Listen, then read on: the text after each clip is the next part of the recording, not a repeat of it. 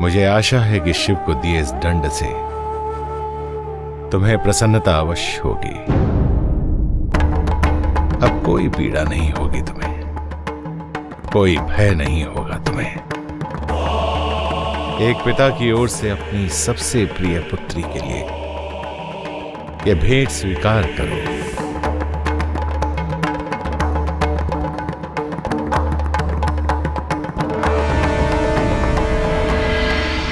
क्या हुआ सती? क्या हो गया? क्या लिखा है प्रजापति ने? वो घृणा करते हैं शिव से, घृणा करते हैं वो।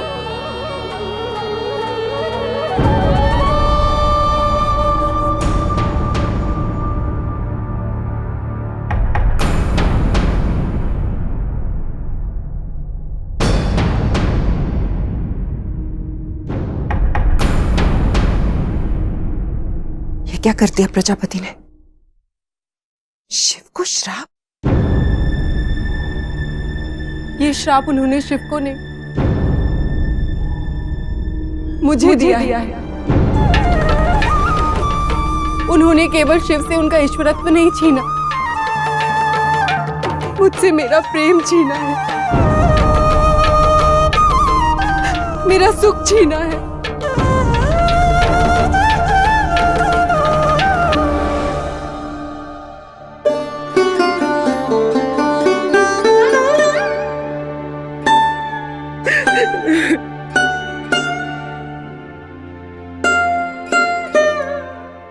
मत रो सती, मत रो,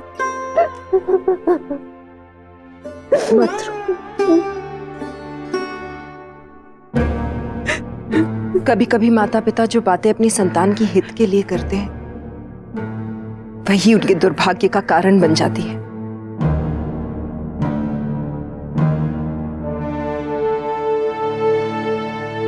पहले ही पिताजी से मन की बात कहना दूभर था, परंतु अब तो असंभव लगता है। क्या कहूंगी उनसे कि जिस पुत्री के हित के लिए वो इतना बड़ा कार्य कर बैठे हैं, उसी ने उनके साथ इतना बड़ा विश्वासघात किया है। जिस पुत्री से वो सबसे अधिक प्रेम करते हैं, वो उन्हीं के सबसे बड़े शत्रु से प्रेम कर बैठी है।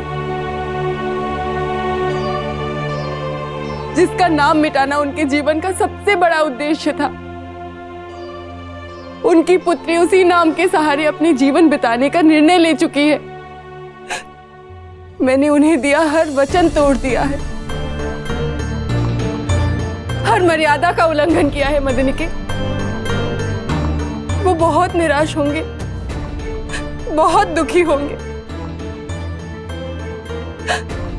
वो मेरी व्यथा कभी नहीं समझेंगे।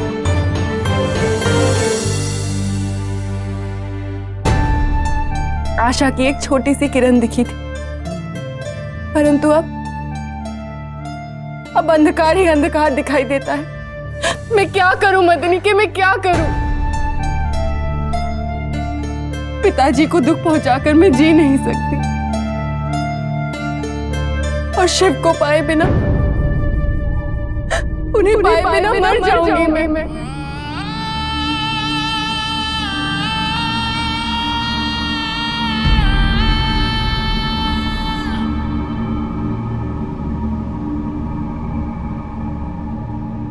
प्रभु,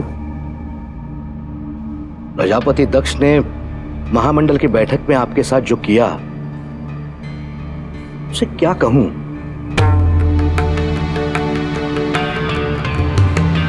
उनकी दास समझी या उनकी मूर्खता? परंतु प्रभु, आपने जिस प्रकार परिस्थिति को संभाला, केवल आप ही कर सकते थे। इतना धैर्य, इतना संयम। परंतु प्रभु, इससे पहले की एक घटना है जो कुछ समझ में नहीं आई। बहुत विचार किया, परंतु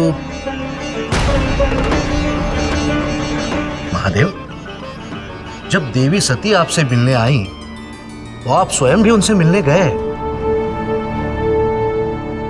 उनसे मिलते ही आपने उन्हें लौट जाने के लिए कहा। क्यों प्रभु?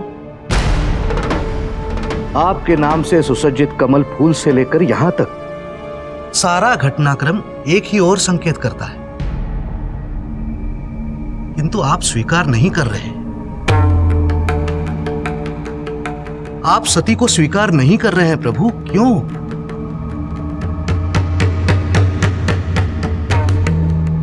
प्रभु आप तो स्वयं महाकाल हैं। काल के जन्म से पहले आपका नाता सती से ही तो था। फिर भी स्वीकार क्यों नहीं कर रहे हैं प्रभु, क्यों? क्योंकि यह संभव नहीं है देवर्षि। मुझ में सब कुछ निहित है। समय, युग, परिवर्तन, मैं इन सबसे परे हूं। ये सब मेरे अधीन है।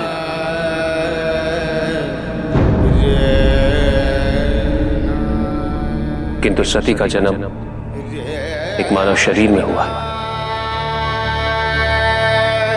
और 5 तत्वों से बने मानव शरीर की आयु, स्मृति और अनुभूतियां, इन सब की एक सीमा है। जिस दिन सती स्मृति से जाग जाएगी, उसे इस शरीर का त्याग करना ही होगा। ये तो मैं भी समझ रहा हूं प्रभु, परंतु जो समझ में नहीं आ रहा वो ये है कि सब कुछ जानते हुए प्रथमतः जब सती ने आपको बुलाया तब आप क्यों गए? देवर्षि नारद, मुझे सती के हर आह्वान पर जाना ही होगा, क्योंकि सत्य तो यही है कि मैं उससे अलग न लगूं।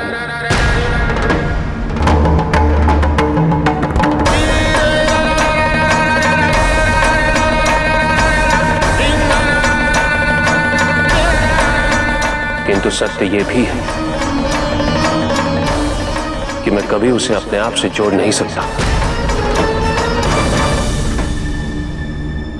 क्योंकि सत्य तो यही है कि मैं उससे अलग न लगूं।